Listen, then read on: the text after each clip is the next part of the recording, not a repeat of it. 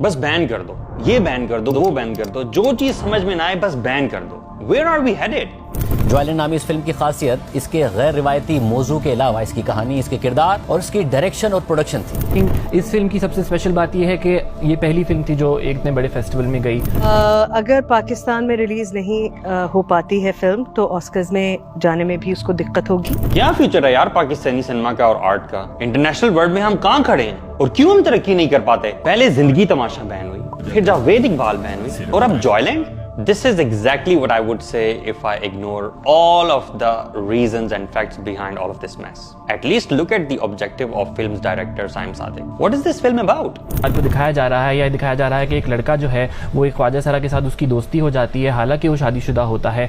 وہ اس کی پروموشن نہیں ہے, وہ اس کی عکاسی ہے, جو کہ شاید ہمارے اقدار کے حساب سے ٹھیک نہیں ہے, لیکن لوگ ہمیشہ اقدار کے حساب سے کام نہیں کرتے. So I think let's take a quick tour and delve into this film, Joyland. مچھر تو مرغی نے پپی کی تھی, تو مچھر برڈ فلو تو مر گیا, تو مرغی ڈنگی تو. ایک رانا فیملی جس میں ایک بہت ہی سخت اور پیٹریارکل گرینڈ فادر, جن کے 2 بچے ہیپیلی میرڈ, ابا جان بہت دقیانوس, پوتے ہونے چاہیے اور صرف پوتے ہی ہوں, پوتیاں نہ ہونے پائیں. بیبی بوائز کی خواہش تو ہمارے معاشرے میں سبھی کو ہوتی ہے, لیکن شاید ان صاحب کو کچھ زیادہ ہی شوق ہوگا. یہ تو فلم آنے پر بھی پتا چلے گا کہ وہ کتنے پیٹریارکل ہیں. ان کا ہیپیلی میرڈ والا ایک بچہ جس کو ایک ولگر ڈانس تھیٹر میں سٹیج مینیجر کی جاب ملتی ہے. ہوتا وہ سٹیج مینیجر ہے, لیکن وہاں اچانک پیار کر بیٹھتا ہے. اچھا نہیں لگا؟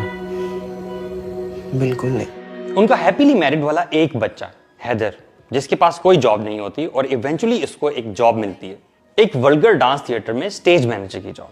لیکن پرابلم یہاں سے شروع نہیں ہوتا. پرابلم تب شروع ہوتا ہے جب اس کو وہاں پر اچانک پیار ہو جاتا ہے. کس سے؟ کسی لڑکی سے؟ نہیں, لڑکے سے, ایک ٹرانسجنڈر میل سے.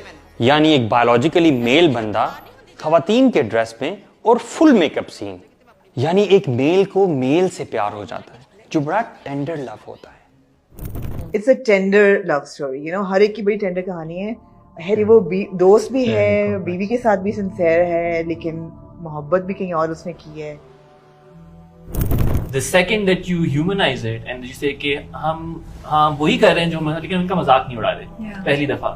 سو آپ کو مسئلہ ان کی ریپرزنٹیشن سے نہیں ہے, ان کی ریپرزنٹیشن سے نہیں ہے, صرف ان کی ریپرزنٹیشن ایک ہیومن طریقے سے کرنے میں ہے, تو یہ آپ کا مسئلہ ہے.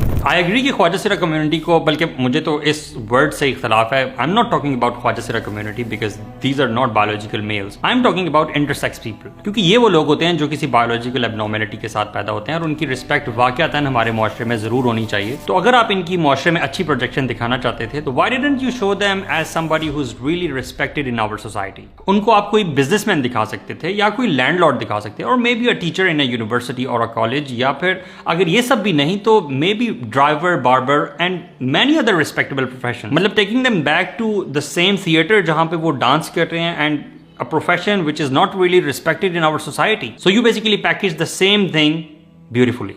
لیکن پھر کیا ہوتا ہے؟ پھر ہونا کیا ہے؟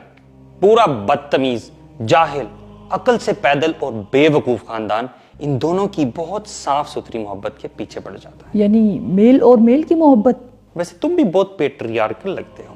نہیں وہ, لیکن میل اور میل. جو ہے, اور جناب پھر اس خاندان کا سیکشول ریبیلین سٹارٹ ہو جاتا ہے. تو اس میں غلط کیا ہے جس کی وجہ سے بین ہوا؟ ایک لڑکے کو ایک ٹرانسجنڈر لڑکے سے پیار ہوا ہے, اور پیار ہونا تو جائز بات ہے, لیکن اتنی سی بات پہ اس کے گھر والے, اس کی بیوی تو اس کے پیچھے ہی پڑ گئے. بالکل صحیح. یہی تو وہ 2 غلط باتیں ہیں جن کی وجہ سے بین ہوا, اور 2 بہت بڑے گناہ اور جرم کے کاموں کو عام عوام کی آنکھوں میں دھول جھونک کر خوشنما بنا کر پیش کر دیا. یعنی شادی شدہ ہوتے ہوئے بھی شادی سے باہر کسی کے ساتھ ریلیشن شپ قائم کرنا, اور دوسرا وہ ریلیشن شپ بھی اپنے ہی جینڈر کے آدمی کے ساتھ قائم کرنا. ایک میل کا دوسرے ٹرانسجنڈر کے ساتھ دکھایا گیا ہے, جو کہ بذات خود ایک بایولوجیکل میل ہوتا ہے. ان دونوں گناہوں اور جرم کے کاموں کو گلوریفائی کیا, اچھا بنا کر پیش کیا, اور غلط دکھایا کس کو؟ اس کی بیوی کو, اس کے خاندان کو, آپ کو اور مجھے, اور ان تمام لوگوں کو جو کہ اس قوم لوط والے عمل کو ہماری آنے والی نسلوں میں نارملائز کرنے کے خلاف کھڑے ہو رہے ہیں. اور ایک اور سٹرینج پارٹ جو مجھے دیکھنے میں ملتا ہے ٹویٹر پہ and everywhere else is that people keep saying کہ آپ کا اسلام خطرے میں پڑ جاتا ہے. I want to tell you اسلام خطرے میں نہیں پڑ جاتا بلکہ آپ اور میں خطرے میں پڑ جاتے ہیں.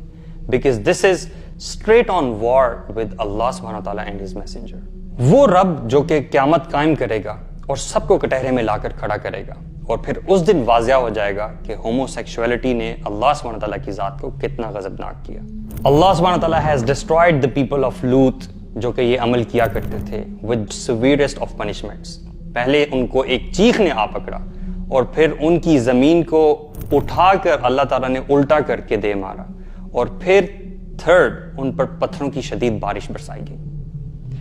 This shows the anger of Allah subhanahu wa ta'ala on this matter of homosexuality. Exactly what this film Joyland promotes. So میں آپ لوگوں سے ایک سوال پوچھنا چاہتا ہوں. Are you guys still in favor of this film کہ اس کو ریلیز کیا جائے, which puts us in war with Allah subhanahu wa ta'ala? Would you still want to release this film Joyland which promotes homosexuality? Are you with Allah or Shaitan?